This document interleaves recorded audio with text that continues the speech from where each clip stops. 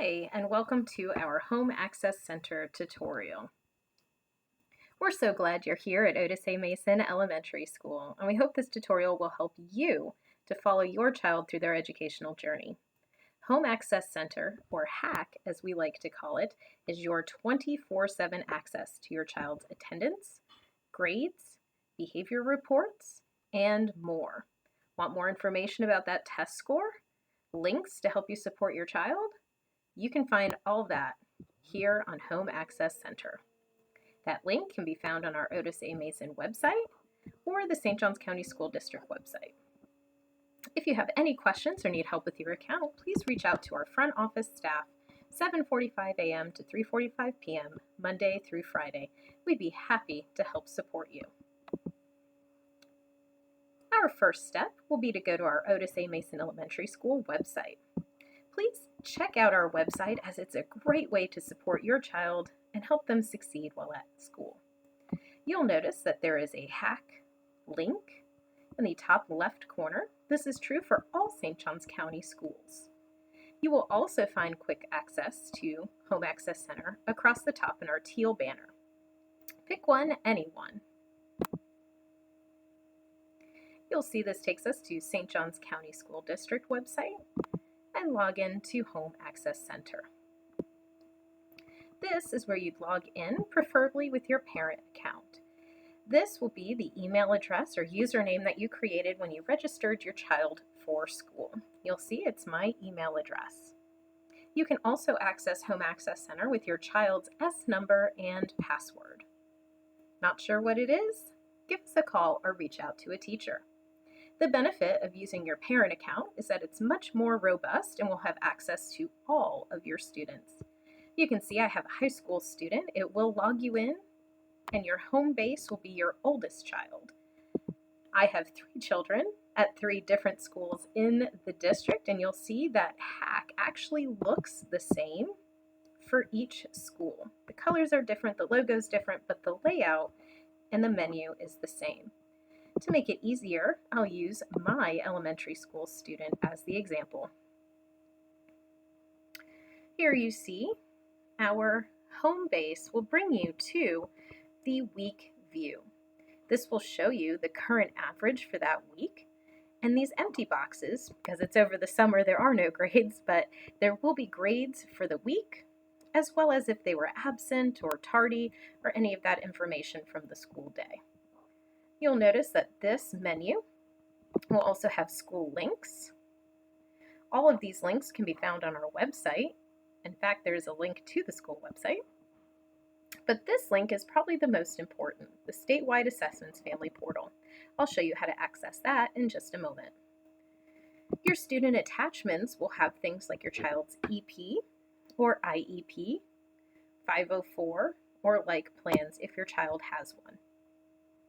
Let's go ahead and take a look at attendance.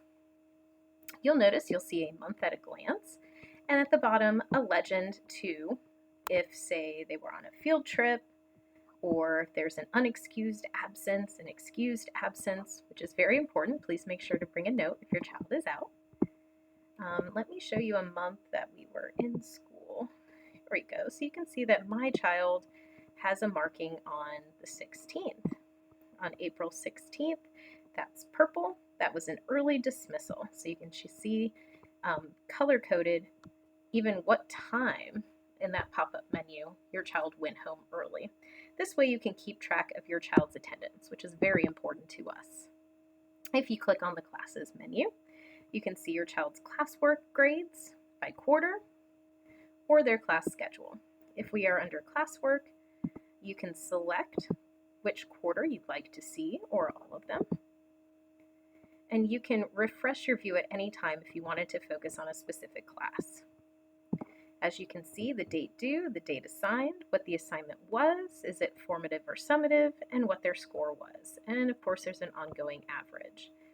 Now, this is just their class work. It's not their official grade, but this is a way for you to get an active live look at your child's progress. You also see here with schedule, which is the classes that they're enrolled in, what school they're in, and who their teachers are. which for elementary school is pretty simple, but it gets more complicated the older your students get. If you go to grades, you can see IPR for interim progress report. You can select the date for quarter 1, 2, 3, or 4, and this will be their official progress report grades. If you go to report card, the same is true. There's a drop-down menu for which period you would like to see, though you can see marking period 1, 2, 3, and 4, as well as the year final. The year final is really what you'd find on your transcript tab, which is what they're getting credit for as the years progress. So this is grade 1, grade 3, grade 4, so on and so forth. There's kindergarten. So you can see what credit they're receiving. Their test scores. This is the data from the tests that they take, their scale scores, and their progress over progress monitoring 1, 2, and 3. Now there is a more robust way to access this testing information, and I'll show you that in just a moment. Student support is where you go to find any behavior or discipline incidents that your child may have been involved in. Lastly, the registration tab includes things like access to transportation information and emergency contact information. This will be from what you filled out when you registered your child for school. The important and often missed part of this page, which I'd like you to notice, is the Statewide Assessments Family Portal Access Code. This code is very important. If you just go ahead and copy that, go back to our home page. If you remember that School Links tab I showed you earlier, the Statewide Assessments Family Portal, you can go ahead and paste that unique code in, as well as your child's personal data, and sign in and see more robust information from the Florida Department of Education regarding your child's progress in testing. It has sample questions and lots of resources for you to support your child as they progress through the school year and through the different years. It really is an essential tool that I hope you use. Well, that is a quick look at HACC. I do hope it was helpful for you, and remember, you can always hit up our Otis A. Mason website if you have questions or would like more resources to help your child do their very best. Thank you so much for coming to this tutorial, and I'll see you soon.